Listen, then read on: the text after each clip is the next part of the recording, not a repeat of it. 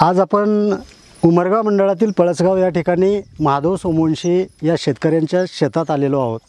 गेल्या 5 दिवसापासून अतिवृष्टी झालेली आहे, तर सध्या हे शेतकरी सोयाबीन काढत आहेत।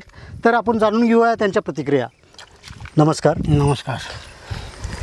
आपलं नाव काय? महादेव दसरा सोमवंशी। आता किती दिवस झाले हे सोयाबीन काढून टाकलं? 5-7 दिवस झाले तसंच पडलेलं आहे, पाण्यातच आहे तसं। हे काढणीला खर्च किती आहे? काढण्याचा खर्च आता 10,000च्या पुढं आहे। एकरी म्हणजे एकरी 10,000 रुपये। एकरी 10,000 रुपये। मग हे पीक परवडतंय का तुम्हाला? नाही परवडत पीक हे। तर तुम्ही सरकारपर्यंत काय म्हणणं मानचाल आपलं? सरकारने या याची दखल घ्यावी, शेतकऱ्याला काय ऐकवणं सहकार्य करावे, त्यासाठी हे म्हणायचं। एवढे भयंकर शेतकऱ्याचे हाल चालू आहे तिथं। त्याला 4892 रुपये हा हमी भाव मागच्या 10 वर्षात जो भाव होता सोयाबीनला, तो आजचा हा हमी भाव आहे।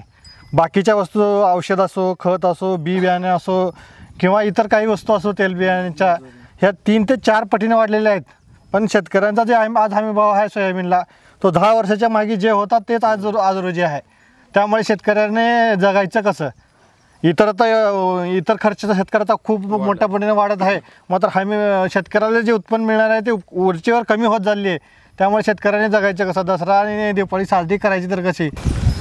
सध्या बघू शकतो आपण, कालच्या पावसात झालेले अतिवृष्टी ते शेतातून पाणी वाहत आहे आणि गेल्या 5 तारखेच्या संध्याकाळच्या पावसात 2 तासात पडलेल्या पावसात 61 मिमी एवढा पाऊस पडलेला आहे।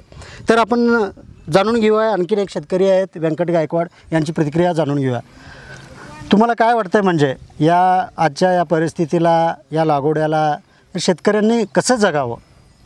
आजच्या परिस्थिती अशी आहे की शेतकरी जगावं का मरावं अशी परिस्थिती निर्माण झालेली आहे।